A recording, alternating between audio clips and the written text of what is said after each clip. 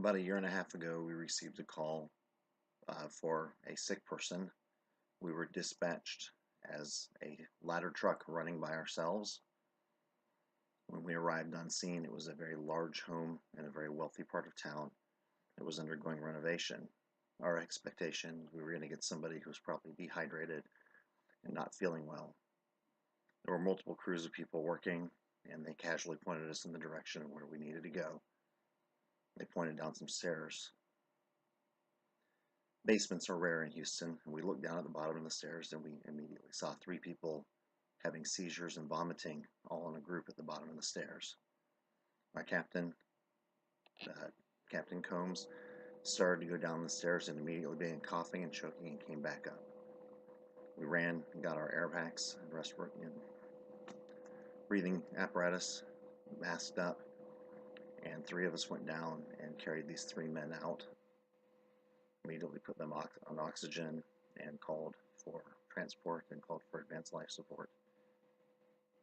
We were able to successfully get them all back to a conscious and alert and oriented state. However, we followed absolutely no protocols. The protocol for this would have been to wait and call hazmat.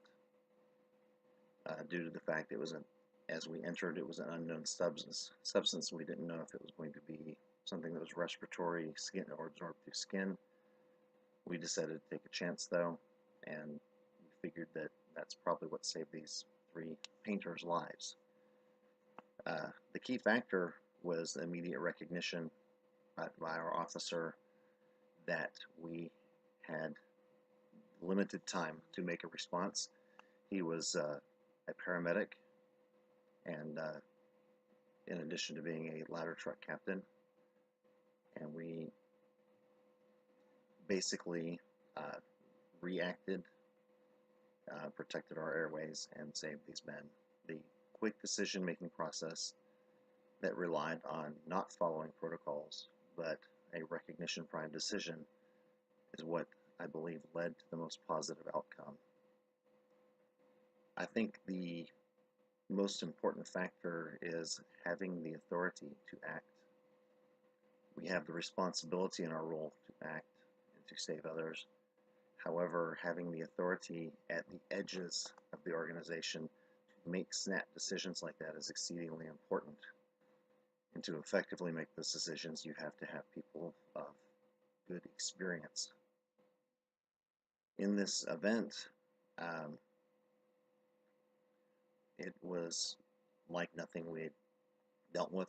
None of us had ever entered a basement for work, and these three gentlemen working down there were following a crew who had hung drywall, and they were spraying a sealant on the drywall in preparation for paint, and it had been cut with large amounts of mineral spirits, and they had been down there all day long, and the vapors from the mineral spirits apparently were being inhaled through their particulate respirators, since it was a gaseous vapor, and after many hours of exposure, their oxygen levels fell low enough and the concentration in their blood came up high enough that it was impairing them. We tried to get them all to go to the hospital. However, that part of the task was less successful. But having the flexibility and the ability to call on additional resources as needed, we did call a basic life support unit for transport as well as an advanced life support unit for additional medical staff. With a total of 8 of us working on these 3 men, it was a very good outcome, and it felt very positive to be a part of such a group. And it is now something that has become a part of my experience that I can use and share with others about being flexible rather than calling in resources that could take half an hour, leaving people in high-risk health situations. While we did risk ourselves, we figured and calculated on the fact they had been there all day, and we were in